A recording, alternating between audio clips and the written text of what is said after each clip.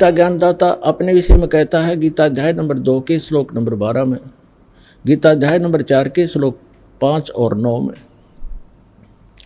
गीता अध्याय नंबर 10 के श्लोक नंबर 2 में कि अर्जुन तेरे और मेरे बहुत जन्म हो चुके हैं, आगे भी होते रहेंगे, ना तू अविनाशी है ना मैं अविनाशी हूँ।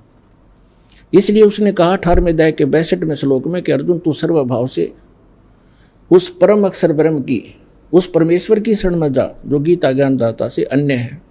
उसकी कृपा से तू परम शांति को और सनातन परम धाम को प्राप्त होगा, जहाँ जाने के बाद फिर कभी लौटकर संसार में जन्म मरण के चक्कर में नहीं आते। तो वो परमात्मा वो ज्ञान बताने के लिए स्वयं आए थे, सतलोक से चलकर आए थे, एक शिशु रूप धारण करके भारत की पवित्र धरती, पवित्र शहर काशी के अंदर एक लहर तारा तालाब शहर से लगभग 4 किलोमीटर की दूरी पर था, आज भी विद्यमान है वो। उसमें विकसित कमल के फूल के ऊपर आकर एक शिशु रूप धारण करके परमात्मा विराजमान हुए थे। एक नीरू नीमा नाम के जुलाहा थे, उनके इसी जन्म की थोड़ी सी हिस्ट्री सुनाते हैं। वो पहले ब्राह्मण थे, गौरी शंकर और सरस्वती उनका नाम था। वो दोनों भगवान शिव के परम भक्त थे, बहुत निस्वार्थ भाव से कथा किया करते थे, किसी भी जनता को भ्रमित नहीं करते थे। जो भी दीक्षिणा उनको प्राप्त होती थी उससे अपना निर्वाह करते थे, और शेष बचे धन को, दीक्षा से प्राप्त शेष बचे धन को भंडारा कर दिया करते थे, संग्रह संचन नहीं करते थे। इस बात से मुसलमान बहुत अक्षुब्ध हुए। उनको ये भी मालूम था कि अन्य ब्राह्मण जो हैं गुरु, वो गौरी शंकर से ज़्यादा ईर्ष्या रखते हैं, क्योंकि उनका बोलबाला उनसे अधिक हो गया था, क्योंकि वो निस्वार्थ कथाएं किया करते थे। अन्य केवल गुमराह किया करते थे, जंतर मंतर करके दुनिया को भटका भरमा के अपनी रोजी रोटी किया करते थे। मुसलमानों को इस बात की चिंता हुई कि गौरी शंकर हिंदू धर्म का प्रचार घना कर रहा है और इसको मुसलमान बनाया जाए। उनको ये भी मालूम था कि अन्य धर्मगुरु जो ब्राह्मण हैं वो इससे ईर्ष्या रखते हैं, इसका साथ नहीं देंगे, जिस कारण से उनको उसी जन्म में बाई फोर्स मुसलमान बना दिया था। पहले निर्वाह चलता था दीक्षा से, लेकिन फिर वो दीक्षा बंद होगी, वो मुसलमान बना दिए गए। उनका नाम रख दिया नीरू और नीमा। नूर अली नाम रख दिया गौरी शंकर का, और सरस्वती का नाम रख दिया नियामत। उसको अब भ्रंश करके जैसे कहने लग जाते हैं, नीरू और नीमा कहने लगे। अब उनके सामने दो समस्याएं खड़ी हुई, एक तो निर्वाह की, दूसरी गंगा स्नान मुसलमान नहीं कर सकते थे उस पंचगंगा घाट पर, जिस कारण से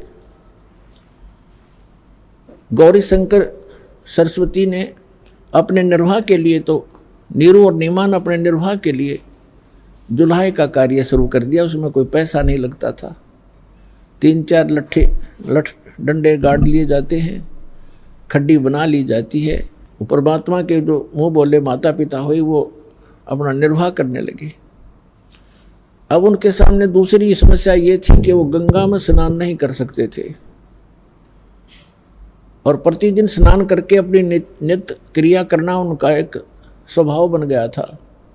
भले ही वो मुसलमान बन गए थे, भले ही नमाज भी करने लग गए थे, लेकिन भगवान शंकर की श्रद्धा उनके हृदय से गई नहीं थी। अब वो प्रतिदिन स्नान करने के लिए लहर तारा नामक तालाब पर जाया करते थे।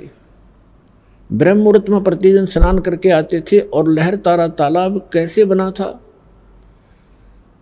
वर्षा के दिनों में दरिया गंगा बहुत फुल भर के चलती है, कई बार ओवरफ्लो भी कर जाती है, और लहरों के द्वारा गऊ घाट के ऊपर से लहरों से पानी उछल उछल कर एक गड्ढे में चला जाया करता था, और वो एक बहुत बड़े सरोवर का रूप बना लेता है।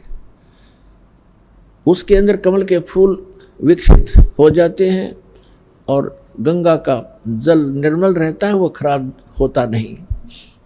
तो नीरू नीमा प्रतिदिन स्नान करने जाया करते थे। ज्येष्ठ सुदी पूर्णमासी, आज ये जो शुभ दिन है, इस दिन वो परमात्मा सतलोक से चलकर आए और उसी लहर तारा तालाब में कमल के फूल पर एक शिशु रूप धारण करके विराजमान हुए। उनके प्रत्यक्ष दृष्टा महर्षि स्वामी रामानंद एक ब्राह्मण थे, बहुत बड़े विद्वान माने जाते थे। उस समय काशी के अंदर वेदों, गीता और पुराणों के मर्मज्ञ ज्ञाता कहलाते थे।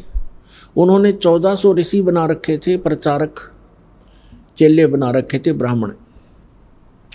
और स्वामी रामानंद जी ब्राह्मण के अतिरिक्त अन्य किसी को दीक्षा नहीं देते थे, शिष्य नहीं बनाते थे। उनमें से जो ब्राह्मण ऋषि थे 1400, उनमें से एक थे अष्टानंद नाम के, अष्टानंद ऋषि। वो भी प्रतिदिन स्नान करने के लिए उस लहर तारा तालाब पर जाया करते थे। वहाँ आसपास बहुत बड़ा घना जंगल था। सुबह सुबह शांत वातावरण में कुछ देर वहाँ बैठकर अपने गुरुदेव द्वारा बताई साधना को किया करते थे। उस दिन वो वहाँ पहुँचे हुए थे, अष्टानंद जी वहाँ बैठे हुए थे। आकाश से एक प्रकाश का गोला सा आया। अष्टानंद जी ने देखा कि ये आसमान से इतना तेज प्रकाश कैसे आ रहा है। कुछ ही अक्षण के अंदर वो गोला बहुत निकट आ गया और स्वामी अष्टानंद जी, ऋषि अष्टानंद जी की आंखें उस तेज को सहन नहीं कर सकी, आंखें बंद हो गई। जैसे हम कभी कभी सूर्य की तरफ देख लेते हैं तो हमारी आंखें ज़्यादा समय तक नहीं देख पाती, तुरंत बंद हो जाती हैं, हमने साइड में करनी पड़ती है, नीचे को करनी पड़ती है। और जब हम आंखें बंद करते हैं या वैसे साइड में दूसरी तरफ कर लेते हैं तो सूर्य का प्रकाश रहित आकार दिखाई देता है, वो गोला सा। इसी प्रकार जब अष्टानंद जी ने उस प्रकाश को देखा, उसकी आंखें नहीं देख पाई, आंखें बंद हो गई। तो क्या देखा कि प्रकाश रहित आकार दिखाई दिया, एक शिशु का। कुछ देर के बाद उसने आंखें खोली तो क्या देखा कि वो प्रकाश लहर तारा तालाब के एक कोने में सिमट गया। ये सुबह सुबह की घटना थी, ब्रह्म मुहूर्त था। ब्रह्म मुहूर्त होता है सूर्य उदय होने से लगभग 1.5 घंटा पहले।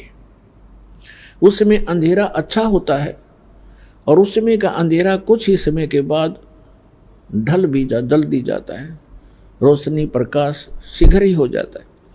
तो अष्टानंद जी उस समय बैठे थे। फिर उसने देखा, उसने विचार किया अष्टानंद जी ने कि आज मैंने ये क्या दृश्य देखा, ये मेरी कोई आंखों की भ्रांति है या कोई सचमुच कोई ये वस्तु थी। इसके विषय में उसने सोचा कि हो सकता है मेरी कोई भक्ति की उपलब्धि हुई हो। उसके लिए शंका समाधान के लिए वो तो उठकर चल दिए, स्वामी रामानंद जी के पास गए और उनसे सब आंखों देखा विवरण बताया कि हे स्वामी जी, हे गुरुवर, आज आपके बालक ने ऐसे बहुत तेज प्रकाश देखा, ऊपर से आ रहा था बहुत स्पीड से, जैसे तारा सा टूटा करता है। और जो ही वो निकट आया मैंने देखा तो मेरी आंखें बंद हो गई, सहन नहीं कर सकी उस तेज को। आंखें बंद हुई तो मैंने क्या देखा गुरुवर कि एक शिशु रूप दिखाई दिया। दोबारा मैंने आंखें खोली तो सामने क्या देखा कि वो प्रकाश उस लहर तारा तालाब के एक कोने में सिमट गया। फिर मुझे कुछ दिखाई नहीं दिया अंधेरे में। ये मेरी कोई भक्ति की उपलब्धि है या कोई मेरी भ्रमना है, भ्रांति है? इसका समाधान कीजिए। स्वामी रामानंद जी ने कहा कि बेटा, ऐसे जो लक्षण होते हैं वो ऊपर के लोकों से अवतार गण आते हैं और वो यहाँ किसी माँ के गर्भ में प्रवेश करेगा। कोई ऊपर से अच्छी आत्मा देव आए हैं और वो यहाँ किसी माता के बहन के गर्भ में रहेगा और फिर यहाँ आके अपनी जीवन लीला करेगा। अब जैसा भी स्वामी रामानंद जी को ज्ञान था उसने अपने शिष्य का समाधान कर दिया। इनको इतना ही मालूम है कि इनके भगवान श्री राम, श्री कृष्ण और भी जितने ये 9-24 अवतार बताते हैं, ये सभी माँ से ही जन्म लेकर के उन्होंने यहाँ लीलाएं की। इनको उस अजन्मा भगवान की जानकारी नहीं है, इसलिए अपने शिष्य का जैसा शंका समाधान वो कर सकते थे कर दिया। अष्टानंद जी